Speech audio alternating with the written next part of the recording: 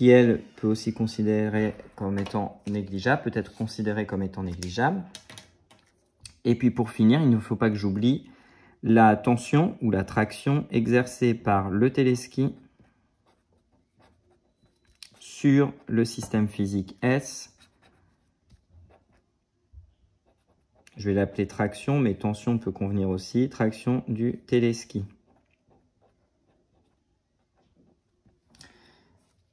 Cette force, ce vecteur force, n'est absolument pas négligeable. Je fais comme pour le reste, je l'écris.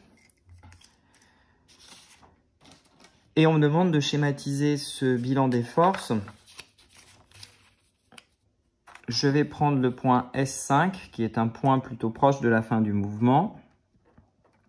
J'ai besoin de représenter le sol, mais je ne vais pas avoir de difficulté à le faire puisque le sol passe par le point S5 d'après le tracé que j'ai retenu des points. Et je vais avoir ici, par conséquent, le sol, j'oublie pas de légender, et j'ai un bilan des forces qui compte 1, 2, 3 forces non négligeables que j'ai retenues en bout de course. Alors, la première des forces qui est le poids du système physique au voisinage de la Terre s'applique au point qui est le système physique et cette force est verticale, le sens vers le bas et il s'agit du poids du système physique S au voisinage de la Terre. N'oubliez pas de faire votre flèche qui couvre l'intégralité du vecteur, du nom du vecteur. Donc voilà, cette flèche correctement positionnée. Toujours bien marquer le point d'application d'un vecteur par une croix de la couleur de ce vecteur. Je change de couleur pour représenter un deuxième vecteur qui sera la réaction normale du support.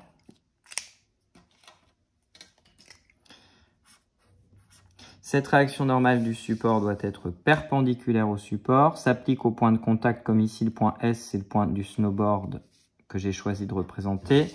J'oublie pas de signifier qu'il y a bien un angle droit. Je n'oublie pas de faire le point d'application, le décaler un tout petit peu pour bien le marquer et j'ajoute son nom, réaction normale du support.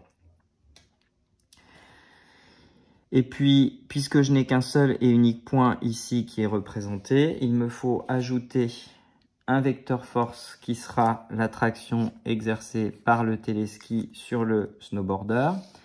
Cette traction, je l'applique au même point. Je n'ai pas fait dans le détail ici. Et c'est une force qui suit la perche du téléski. Et il s'agit de la traction ou tension du téléski sur le snowboarder. Et c'est pareil, je peux faire une flèche qui couvre l'intégralité du nom et non seulement la lettre de notation. Voilà les 3 vecteurs force. Je vous rappelle au passage que si on devait ajouter à ce schéma la poussée d'Archimède de l'air, ça serait une force qui s'appliquerait en S5 verticale vers le haut.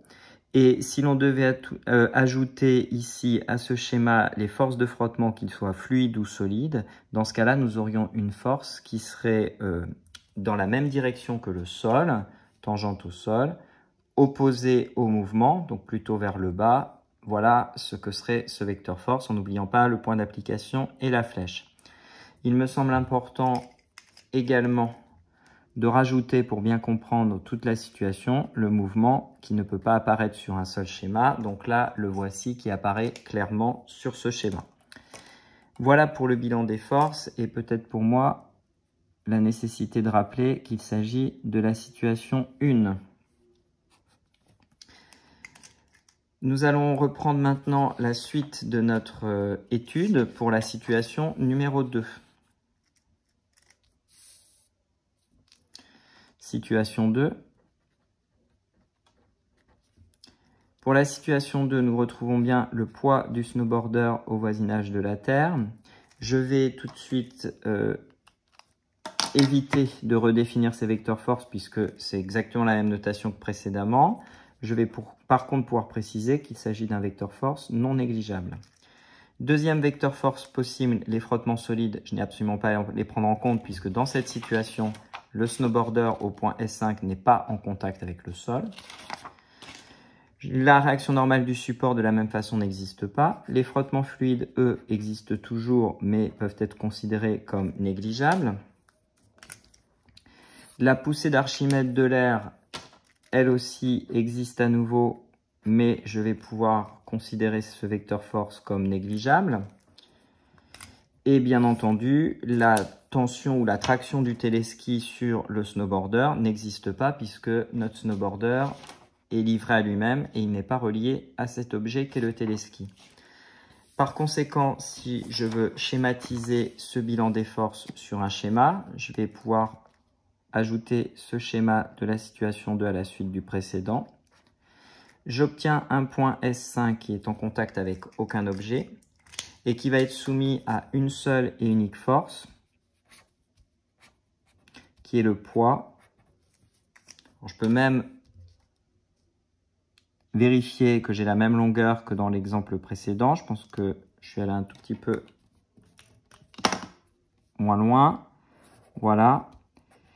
J'ai le poids qui est exactement le même que dans la situation précédente. C'est là le seul vecteur que j'ai et le mouvement que je peux représenter par une double flèche avec cette forme parabolique, mouvement du point S5. Voilà pour les deux situations envisagées. Nous allons maintenant pouvoir prendre le cours ensemble. Je vous laisse vous munir de votre stylo rouge. Et puis aujourd'hui, nous allons faire ce début de cours et nous allons ensuite appliquer cela sur un premier exemple.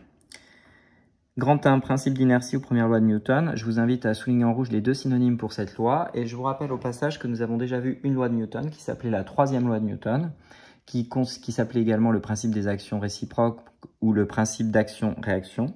Cette loi de Newton que nous avons déjà travaillée s'appelle donc, je le redis, la troisième loi de Newton. Celle-ci, c'est la première loi de Newton. Il reste la deuxième loi de Newton qui n'est pas au programme de seconde, mais qui est au programme de première spécialité. Petit 1. Effet d'une force extérieure sur le mouvement d'un système physique. Une force extérieure s'exerçant sur un système physique peut modifier la norme du vecteur vitesse instantané et ou la direction du vecteur vitesse instantané. Parfois, en changeant la direction, il est aussi possible de changer le sens. Mais voilà les deux influences que peut avoir un vecteur force extérieur. Une force extérieure s'exerçant sur un système physique peut modifier le mouvement et la trajectoire d'un système physique, puisque vous modifiez le sens, la direction plutôt, et la norme du vecteur vitesse instantané, vous pouvez modifier la trajectoire ou le mouvement de ce système physique. Prévoir l'effet d'une ou plusieurs forces extérieures sur un système physique, c'est là le but du principe d'inertie ou première loi de Newton.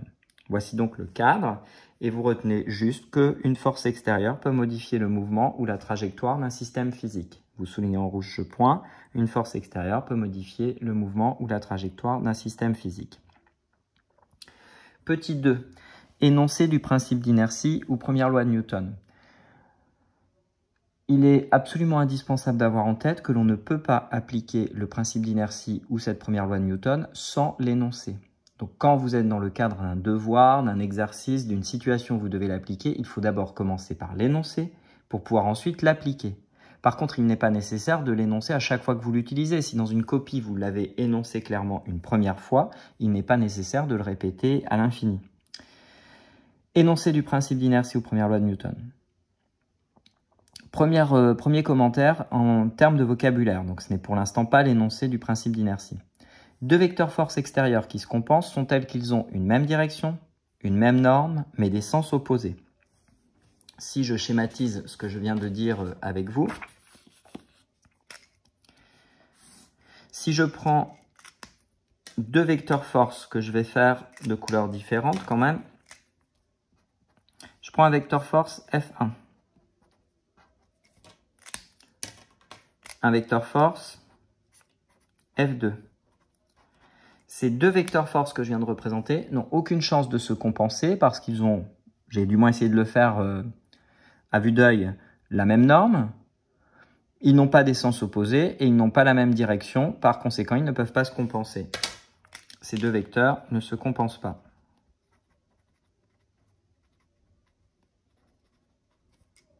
Parfois, vous êtes tenté de remplacer compenser par annuler, mais le terme exact, c'est bien compenser en physique. Je prends une deuxième situation, un premier vecteur. force, F1. Un deuxième vecteur force, F2.